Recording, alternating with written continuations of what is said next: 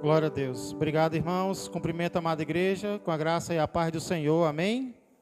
Eu quero convidar as nossas amadas crianças a saírem para a sua classe, as suas classes.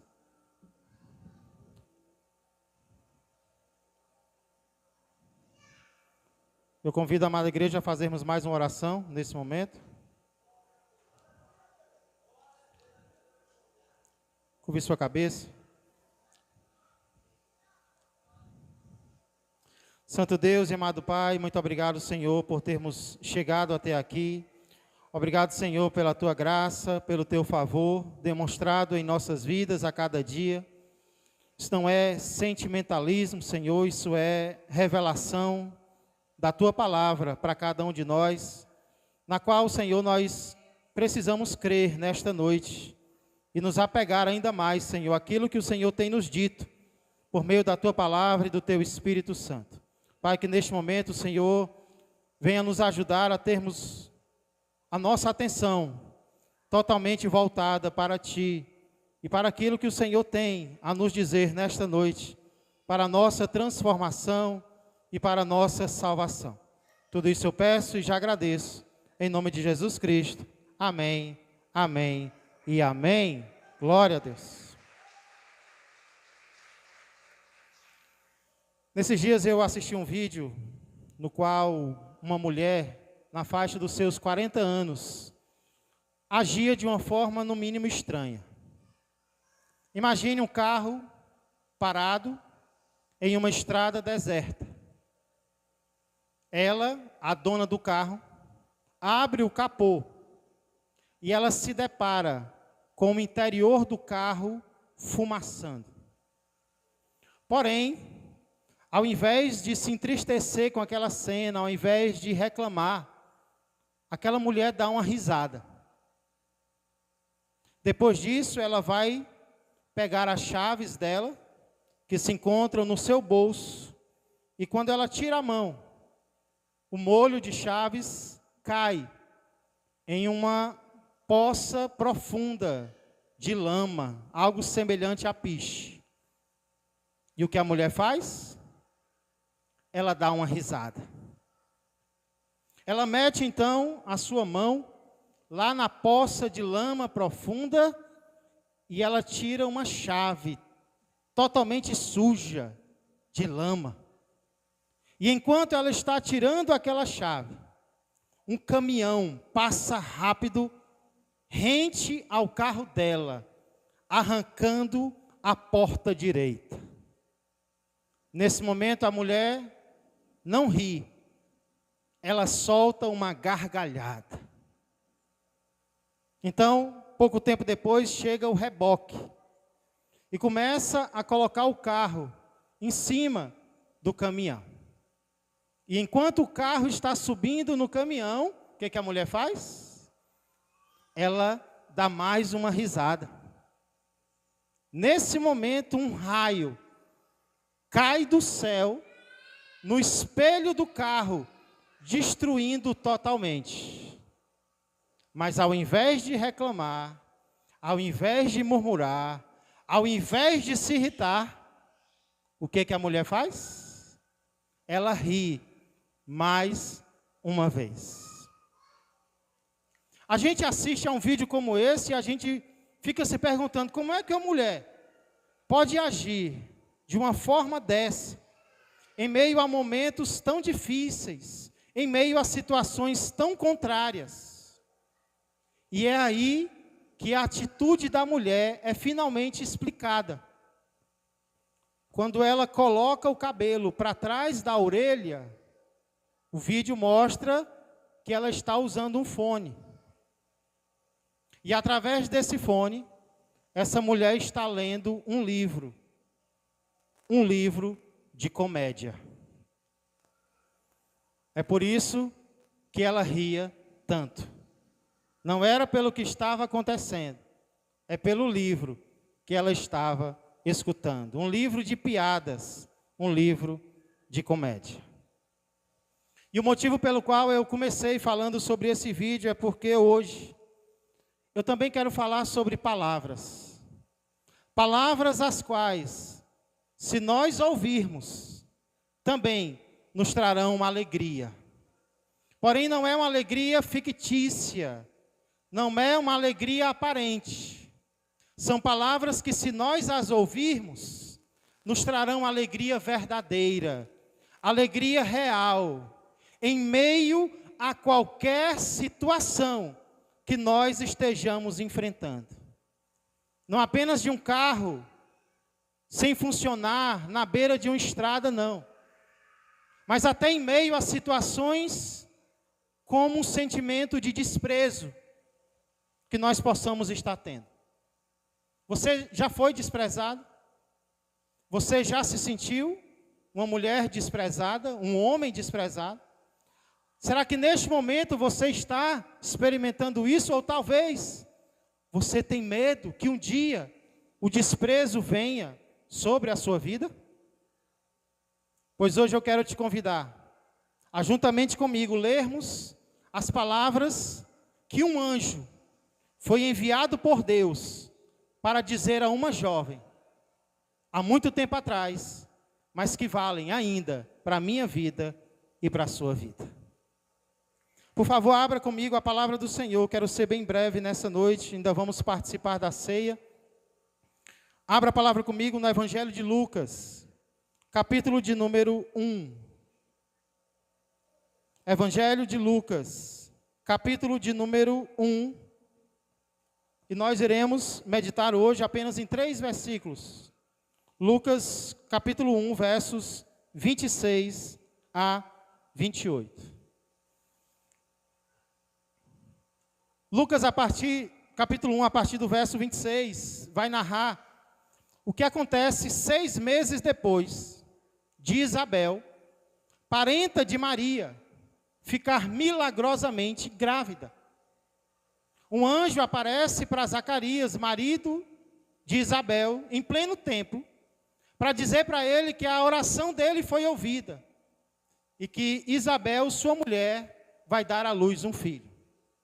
Então, o que nós vamos meditar hoje, vamos começar a meditar hoje, narra o que acontece 6 meses depois de Isabel, parenta de Maria, ficar grávida.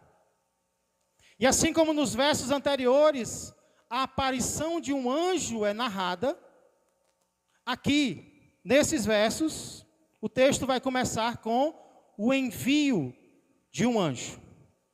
Vamos começar lendo os versos 26 e 27. Lucas, capítulo 1, versos 26 a 27.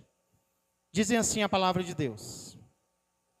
No 6º mês, foi o anjo Gabriel enviado da parte de Deus para uma cidade da Galileia, chamada Nazaré, a uma virgem desposada com certo homem da casa de Davi, cujo nome era José. A virgem chamava-se Maria. Irmãos, esse texto começa narrando o envio de um anjo.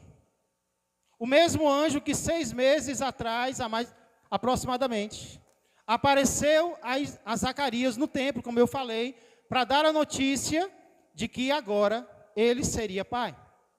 Esse mesmo anjo chamado Gabriel agora vem a Maria, ele é enviado a Maria.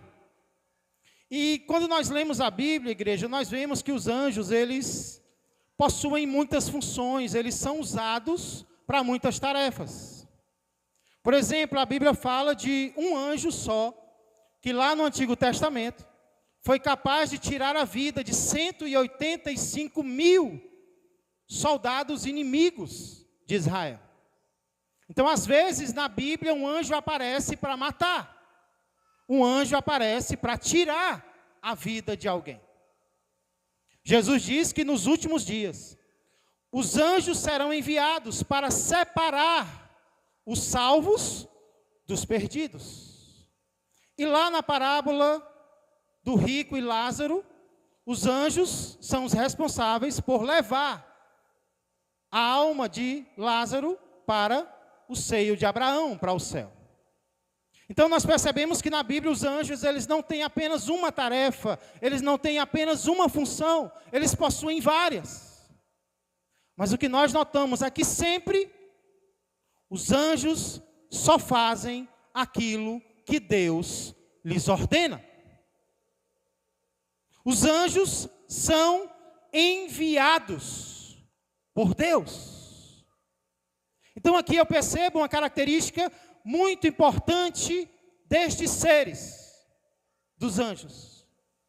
Eu percebo que apesar de serem poderosos, imagina um anjo tirar a vida de 185 mil pessoas. Apesar de serem muito poderosos, os anjos não são independentes. Os anjos não fazem o que querem. Os anjos só fazem o que Deus manda eles fazerem. Um anjo não faz o que dá na telha. Um anjo não faz o que quer. Um anjo só faz o que ele ouve Deus lhe mandar fazer. Diferentemente, muitas vezes, de nós, que até usamos um rótulo de servos de Deus, mas fazemos o que queremos fazer. Somos donos do nosso próprio nariz, queremos mandar na nossa própria vida. Dizemos que somos servos, que somos instrumentos do Senhor, mas falamos o que queremos falar. Vamos aonde queremos ir, fazemos o que queremos fazer. E não é assim que um servo de Deus age. Não é assim que um anjo age. Não é assim que um servo verdadeiro de Deus age. Um anjo é enviado por Deus. Um anjo obedece às ordens de Deus. Um servo verdadeiro obedece ao seu Senhor. Então nós não podemos, igreja, nos rotular como servos e servas do Senhor e fazermos só o que nós quisermos. E fazermos só o que nós temos vontade. Não. Nós temos que seguir o exemplo destes anjos. Nós temos que seguir o exemplo de Gabriel. Nós temos que fazer o que o nosso Senhor nos ordena. Deixa eu dar um exemplo.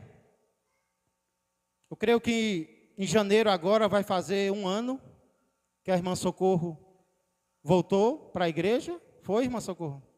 Vai fazer 1 ano que o pastor Salles e a irmã Socorro voltaram aqui para a Ágape. E hoje a gente percebe a irmã Socorro mostrando os dentes, né? A irmã Socorro sorrindo, sorridente, alegre. Mas no começo foi assim, irmã Socorro? Quando Deus disse para a irmã Socorro que era para ela congregar aqui, juntamente com o seu esposo, ela testificou aqui no altar. Ela disse, eu não queria não. Eu não queria não, eu queria estar em outro lugar. Mas vai fazer 1 ano que eles estão aqui. Vai fazer 1 ano que a irmã Socorro está aqui. Sabe por quê? Ela disse, por quê? Porque eu não me governo, porque eu não me mando, porque eu sou serva do Senhor. Então o que eu estou querendo dizer para você é, sejamos servos verdadeiros de Deus. Sejamos como os anjos. Sejamos enviados aonde Ele quer e não aonde nós queremos ir. Vamos ouvir a voz do Senhor e vamos seguir a voz do nosso Mestre. Gabriel então foi enviado. Ele não foi para onde ele queria. Ele foi enviado pelo Senhor. Agora note aonde Gabriel foi enviado. O que é que diz o texto? Foi um anjo chamado Gabriel, enviado da parte de Deus. Aonde, igreja? A uma cidade da Galileia chamada Nazaré. Domingo passado, o pastor Neto esteve aqui pela manhã e ele estava nos contando que o propósito dele era que Deus o enviasse, olha aí, para o sul. O desejo dele era que Deus o enviasse para o sul, para Santa Catarina, lá para aquelas cidades, né, que parece a Europa. Eita Deus, me envia, Senhor, para lá, para os Estados Unidos, para a Europa, né? Todos nós queremos. E ele disse: Senhor, eu queria muito ir para Santa Catarina, eu queria ir para Camboriú, cidades famosas evangélicas. E aí Deus começou a falar ao coração dele: não, negócio de Camboriú, você vai para Maracanaú, né? É quase a mesma coisa o nome, mas é totalmente diferente. Ele disse: não, eu não. Maracanaú, não, nem capital é. E aí, resumindo a história, o pastor Neto está aqui há, não sei, acho que 14 anos, já servindo ao Senhor aqui em Maracanaú e sendo usado por Deus aqui na nossa cidade, né, para defender muitas vezes princípios cristãos. Irmãos, a Galileia era uma região desprezada de Israel. Já Nazaré era uma cidade desprezada da Galileia. Tanto é que tinha uma frase que era muito popular naquela época, que era assim: de Nazaré pode sair alguma coisa boa? Olha como a cidade era famosa por não ter nada de bom.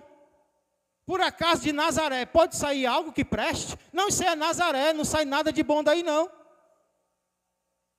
Hoje em dia a gente tem uma frase, quando algo é muito distante, um local é muito distante, o que a gente diz? Onde Judas perdeu as botas. Pois eu acho que em Nazaré, Judas perdeu o resto da roupa dele. Porque era uma cidade longe, era uma cidade antiga, esquecida, era uma cidade obscura. Era uma cidade desprezada. Nazaré, não. Ninguém queria ir para lá, ninguém queria nada com esta cidade. Inclusive, eu achei muito interessante o que o comentarista chamado Hernandes Dias Lopes, ele escreveu sobre isso em seu livro, sobre Lucas. Ele diz assim: o anjo não é enviado a Roma, a sede do poder político. Não é enviado a Jerusalém, a sede do poder religioso. O anjo não é enviado ao palácio para falar aos poderosos ou aos ricos daquela época, mas é enviado a uma jovem pobre, noiva de um homem pobre, numa cidade pobre, marcada pelo desprezo. A cidade natal de Maria, Nazaré, com uma população de apenas algumas centenas de pessoas. Para você ter uma ideia, Maracanaú tem mais de 200 mil habitantes. E tem gente que acha pequeno. Nazaré tinha algumas centenas de pessoas. Era uma cidade muito pequena e muito pobre. Nazaré era tão obscura, ou seja, tão desprezada, que ela nunca é mencionada em todo o Antigo Testamento. Nem na lista que um historiador chamado Joséfo faz, de 56 cidades da Galileia, Nazaré não é citada. Esse historiador cita 56 cidades da Galileia, que ele acha importantes. Nazaré não é mencionada, não é incluída entre elas. Nazaré tampouco é mencionada no Talmud, que lista 63 cidades. Estamos falando de quê? De uma cidade desprezada pelos homens. De uma cidade esquecida, de uma cidade colocada à margem, colocada para longe das cidades importantes de Israel. Porém, Gabriel não é enviado apenas a uma localidade desprezada. Ele também é enviado a uma pessoa desprezada. A quem é que Gabriel é enviado, igreja? Ele é enviado a uma virgem. Não é nem a um homem. É uma mulher que nem casada era. Porque imagina aí, uma mulher casada, que tinha um marido, que tinha uma casa, já não era tão valorizada assim. Agora imagina uma mulher que era apenas desposada, ou seja, que era noiva, e ainda era virgem, não teve nada, relacionamento com homem nenhum. Você consegue pensar em alguém mais frágil do que uma jovem como essa? Tanto é que quando o autor vai falar, primeiro ele cita o nome do noivo. Só no fim do versículo, ela se chamava Maria. Primeiro fala o nome dele, José. O anjo vai aparecer para quem? Para Maria, mas cita o nome de quem? José, da qual ela era Maria. Só no final é que cita o nome dela. E o que é que isso nos ensina? Meu amado, minha amada. Isso nos ensina. Nós podemos aprender aqui que ser desprezado pelos homens não significa ser desprezado por Deus. Não é porque alguém é desprezado pelo ser humano que esse alguém é desprezado por Deus. Deus olha para os lugares aos quais o homem não olha. Deus se importa com as pessoas com as quais os seres humanos não se importam. Ser desprezado por alguém da terra não significa que o céu também despreza você. Durante o aniversário da igreja, uma irmã de outra congregação veio desabafar comigo e veio dizer o quanto ela se sentiu desprezada por irmãos e irmãs do próprio ministério no qual ela trabalha ainda na sua igreja. Durante a festa da igreja, ela sentiu que não foi valorizada pelos irmãos da sua própria congregação, pelos irmãos do seu próprio ministério. Eles saíram e a deixaram para trás. E essa irmã ficou triste. E ela ficou desprezada, se sentiu desprezada. E eu disse para ela, olha minha irmã, talvez isso não tenha acontecido. Talvez isso é só impressão sua. Talvez não é isso que eles sentem por você não. Mas mesmo que seja, saiba que o mais importante não é o que o homem sente por você, mas é que Deus não te despreza. Deus, Ele te ama, Deus vê o que você tem feito. Então, o mais importante não é o homem, minha irmã. O mais importante é Deus. É como Deus olha para você. E aí ela terminou dizendo, é verdade, pastor, é verdade. Eu tenho que olhar, é para o Senhor.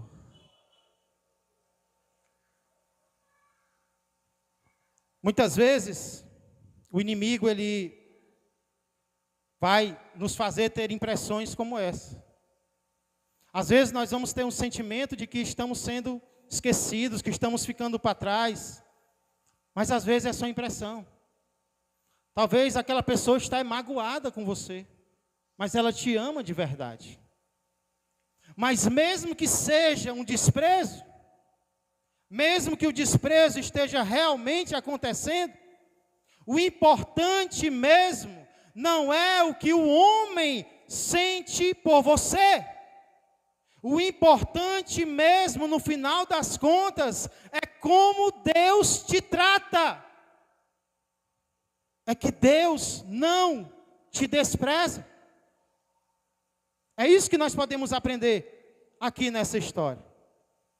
Pouco importa o teu endereço, pouco importa o teu gênero, pouco importa o teu estado civil, Deus aponta a graça dele para você.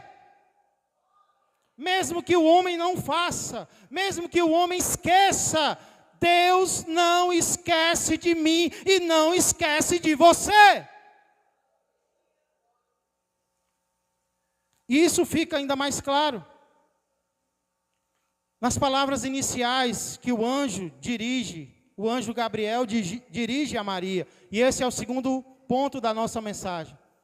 Primeiro é o envio do anjo. Olha para onde o anjo foi enviado. Olha para onde Deus dirige a sua graça. Olha para onde Deus dirige o seu amor, a sua obra. Para quem o homem despreza, mas Deus não. Mas o que é que o anjo fala para Maria? Olha o verso de número 28. Quais são as palavras do anjo para com essa mulher que vivia em Nazaré? Verso de número 28 diz: E entrando o anjo aonde ela estava, disse: Alegra-te, muito favorecida, o Senhor é contigo. Duas coisas acontecem aqui e ficam muito claras. A primeira delas é o que o anjo diz que Maria tem que fazer. E o que é que o anjo diz que Maria tem que fazer? Qual é? Alegra-te. O interessante é que o alegrar-se aqui está na forma imperativa, ou seja, está em forma de mandamento. Porque é isso que o alegrar-se é para o crente. Não é uma opção, é uma ordem, é um mandamento. O crente pode e deve se alegrar. Ah, pastor, o crente não fica triste, não. Fica. Até Jesus ficou. O que o crente não faz é entregar a chave da casa para a tristeza.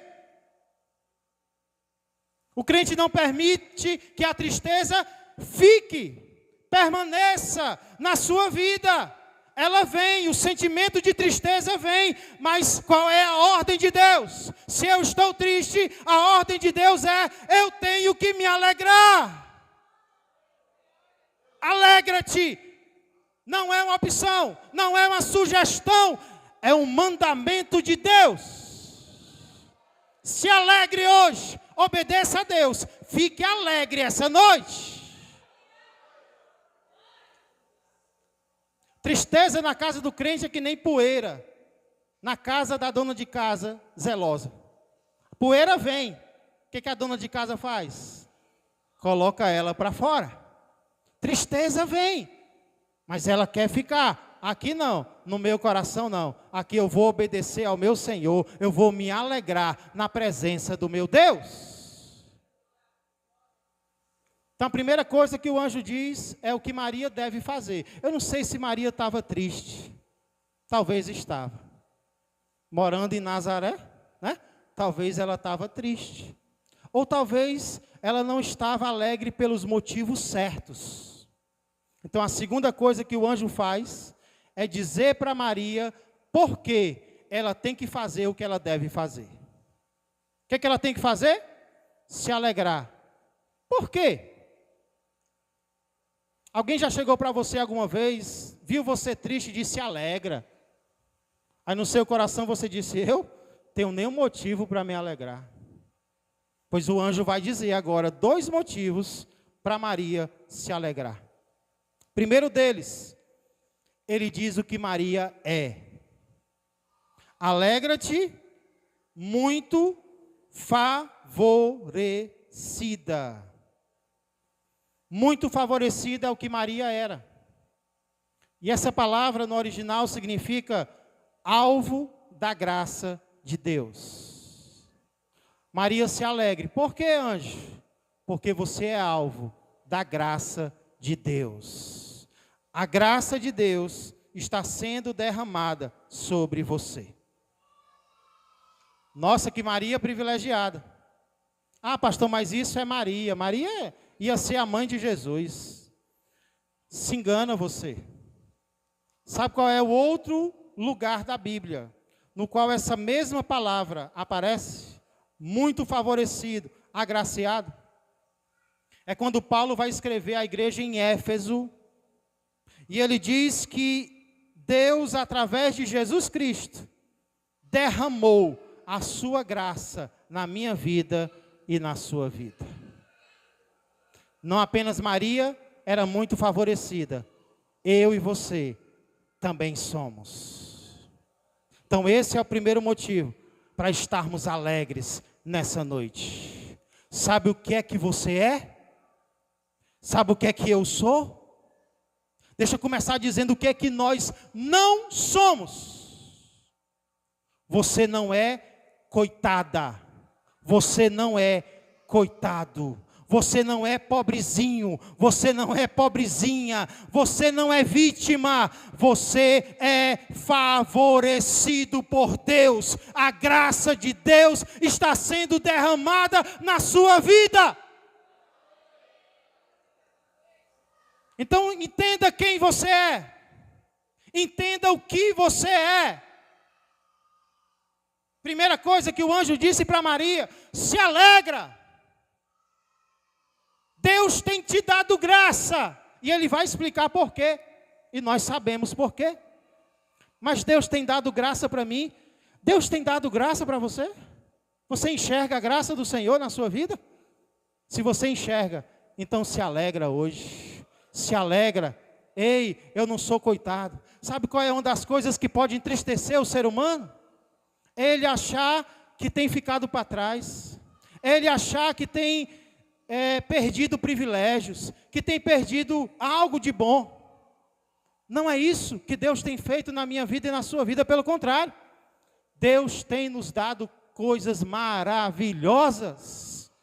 Não o que nós merecemos, porque o salário do pecado é a morte. Mas o que nós não merecemos, a salvação em Cristo Jesus, a proteção, o alimento, tudo de bom, Deus tem dado para mim e para você. Então não olha para o que está faltando, olha para o que Deus já tem dado para mim e para ti. Precisamos entender o que nós somos. Esse é o primeiro motivo que o anjo dá para Maria se alegrar. E já está bom, tá não? Tá ou não está bom? Bastaria. Eu sou agraciado. Eu sou abençoado. Louvado seja o Senhor. Porém, o anjo dá um segundo motivo. Que é quem está com Maria. Ele diz: o Senhor é contigo. Primeiro, Maria deveria se alegrar pelo que ela era. Segundo, por causa de quem estava com ela. Você pode estar onde você estiver. O importante não é o local. O importante é a companhia.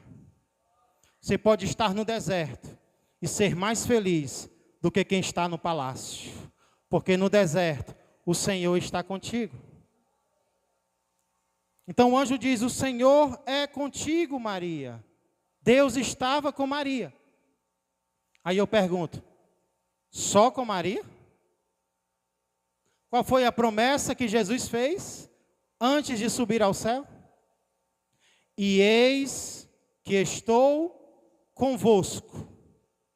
Quando? Só nos dias fáceis? Não. E eis que estou convosco só quando as pessoas estiverem conosco? Não. E eis que estou convosco todos os dias, até a consumação do século. Ou seja, eu estou contigo até o fim. Os homens podem te abandonar, eu não. Os homens podem partir, morrer, eu estou vivo pelos séculos dos séculos. Eu estou contigo até o fim. O problema é que quando se trata de companhia, muitas vezes nós olhamos para quem falta e não para quem está. Em um culto, muitas vezes, eu já falei isso até em reunião de liderança, muitas vezes eu vejo líderes tristes por quem não veio, ao invés de estarem alegres por quem veio. Então eu tenho aprendido isso. Ao invés de se entristecer por quem está ausente, se alegra por quem está presente. Não apenas humanamente falando, se alegra porque a presença de Deus está comigo e está com você. É fácil? Não é.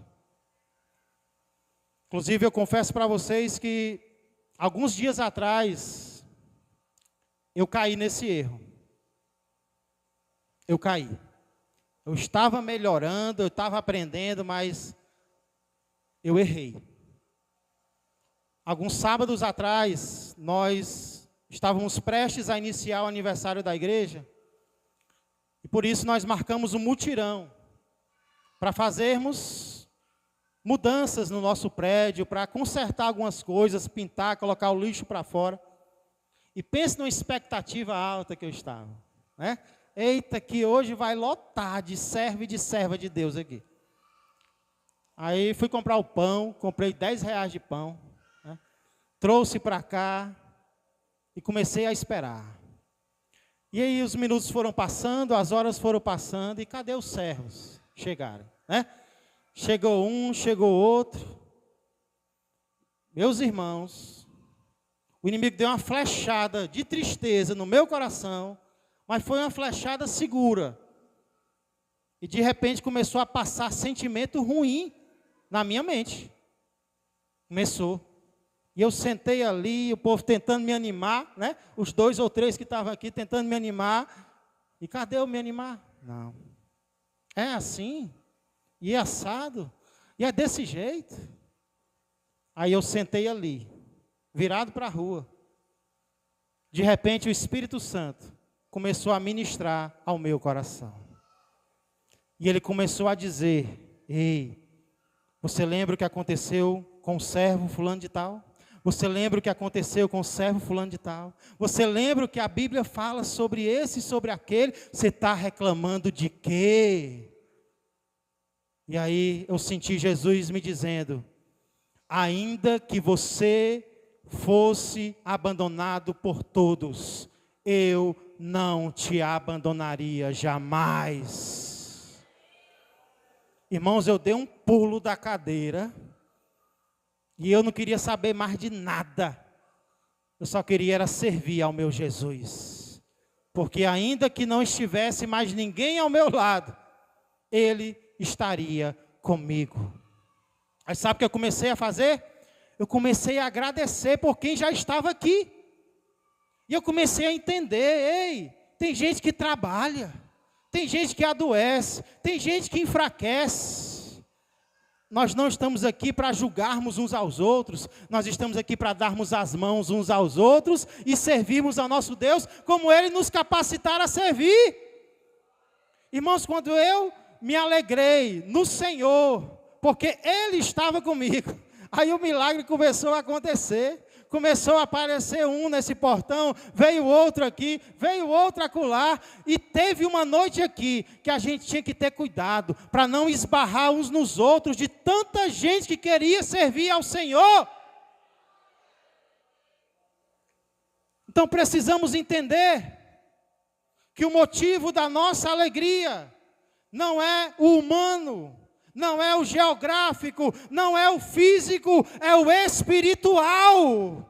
É que o Senhor está comigo, o Senhor está contigo, não importa quem não esteja, quem não pode estar, Ele sempre vai poder.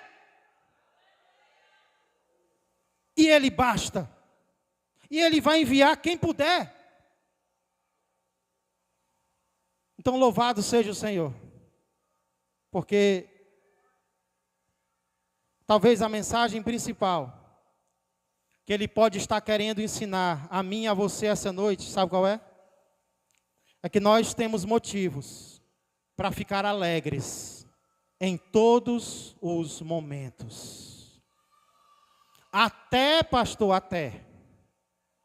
Em todos os momentos, nós temos motivos para ficar alegres. Inclusive, apesar dos momentos. Apesar das dificuldades, apesar das adversidades, até quando nos sentirmos desprezados por alguém. Essa, inclusive, é a mensagem que faz muito sentido no final de ano, como esse. Porque como é que a gente começa o ano? Como foi que você começou 2023? Eu acho que com a expectativa lá na estratosfera, né? Eita, que 2023 vai ser o ano da bênção, vai ser o ano da minha vida. Aí os meses vão passando, as decepções, as frustrações, os abandonos, as traições. Aí você termina dezembro em plena Nazaré. Você termina dezembro na fila da terapia, precisando de aconselhamento, precisando de psicólogo, porque senão você surta, você endoida. Cadê aquilo que eu planejei, Senhor? Cadê aquilo que eu projetei? Cadê, Senhor? Cadê?